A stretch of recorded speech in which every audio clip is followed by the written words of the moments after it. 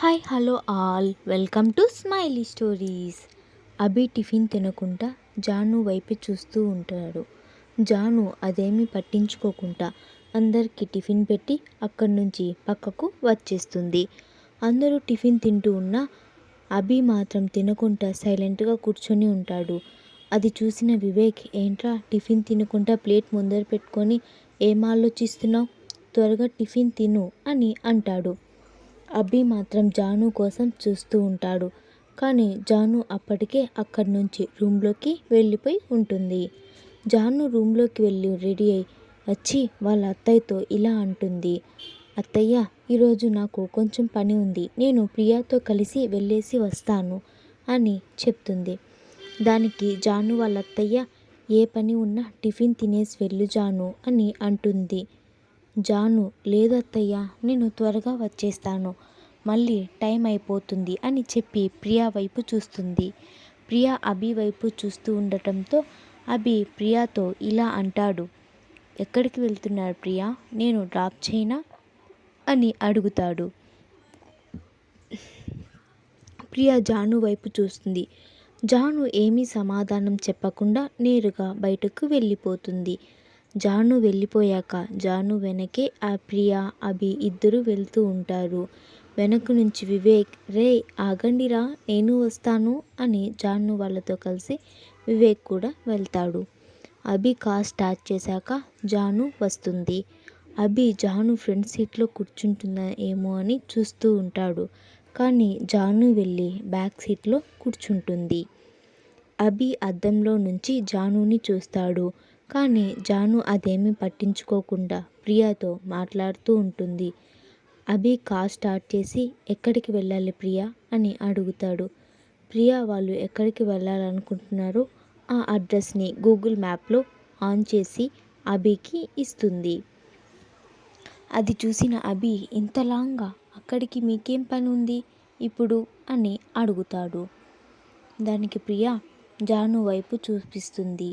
ఇంకా అభి కూడా ఏమీ మాట్లాడుకుంటా డ్రైవింగ్ చేస్తూ ఉంటాడు.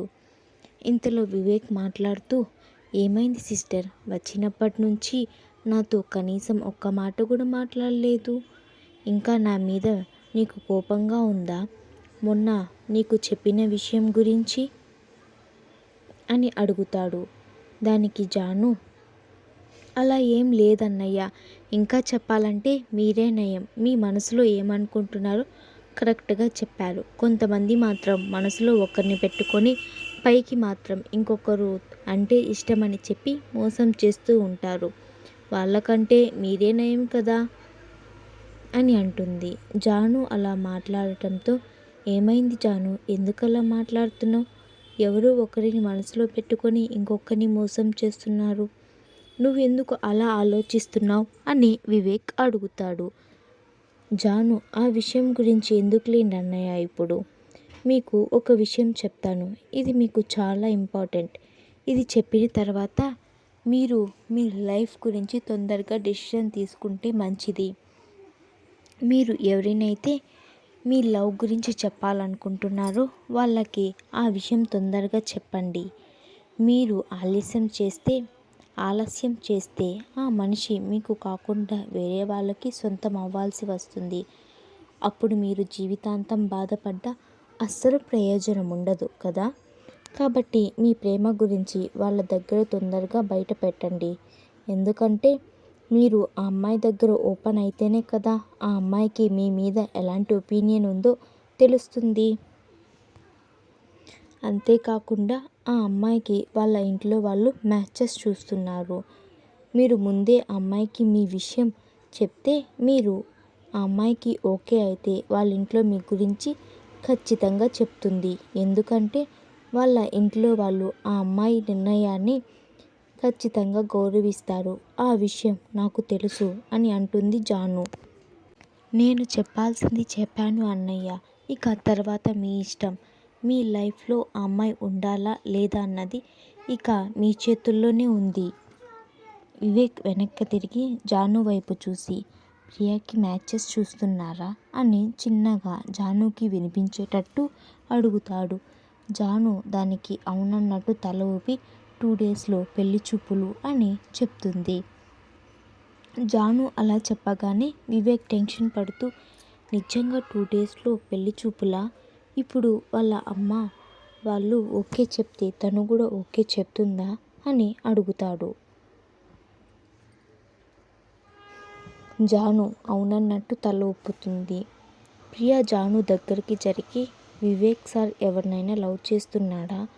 నువ్వెందుకు సార్కి ఆ అమ్మాయి దూరం అయిపోతుంది అని చెప్తున్నావు? ఇంతవరకు సార్ ఆ అమ్మాయికి ప్రపోజ్ చేయలేదా అని అడుగుతుంది.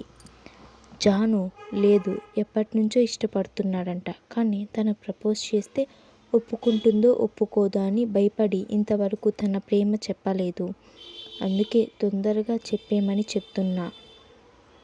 ప్రియా అవునా, అయితే నీకు ఆ అమ్మాయి ఎవరో తెలుసా అని అడుగుతుంది. జాను తెలుసు, మీ ఆఫీస్లోనే వర్క్ చేస్తుందంట. ప్రియా ఆఫీస్లోనా? ఎవరు ఆ అమ్మాయి? ఆఫీస్లో వాళ్ళైతే ఆల్మోస్ట్ అందరూ నాకు తెలుసు. ఇంతకీ సార్ ఎవరిని ఇష్టపడుతున్నాడు? జాను ఆఫీస్లో అని చెప్పాడంతే, ఎవరినని నాకు చెప్పలేదు.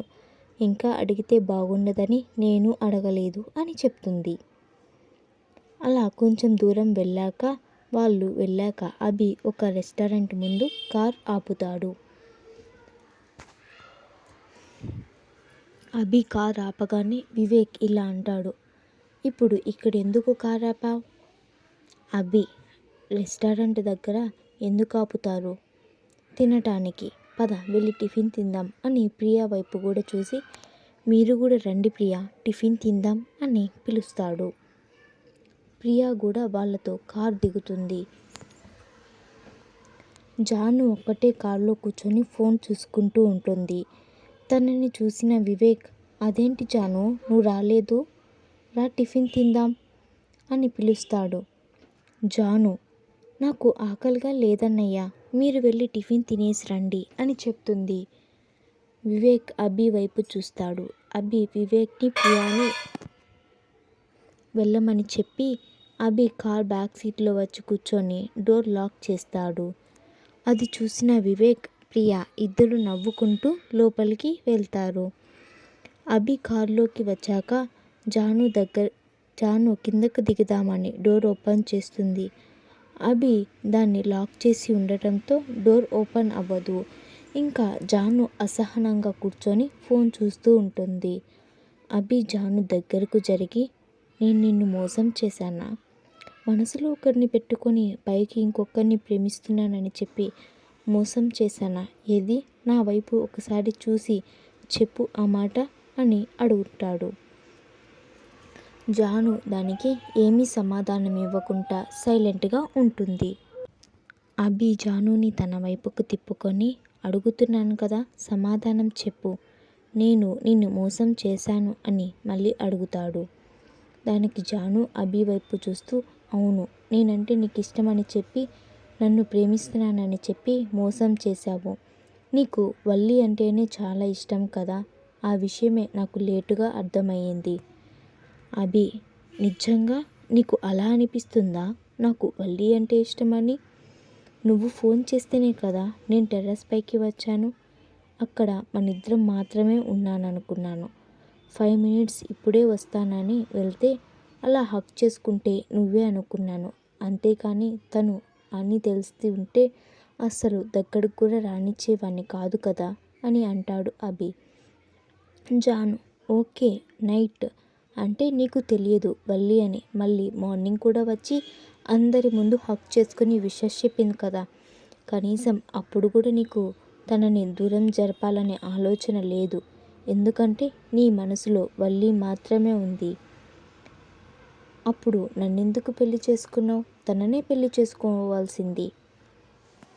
అభి మార్నింగ్ అంటే అందరూ ఉన్నారు, అందుకే అందరి ముందర ఏమీ అనలేకపోయాను. అంతేకాని తనంటే ఇష్టమని కాదు. నా మీద నీకు కొంచెం కూడా నమ్మకం లేదా? నా ప్రేమనే మోసం అంటున్నావు అని అంటాడు అభి. మీకు స్టోరీ ఎలా అనిపించిందో కామెంట్ చేయండి. అలానే లైక్ చేయండి, షేర్ చేయండి, సబ్స్క్రైబ్ చేయడం మర్చిపోకండి.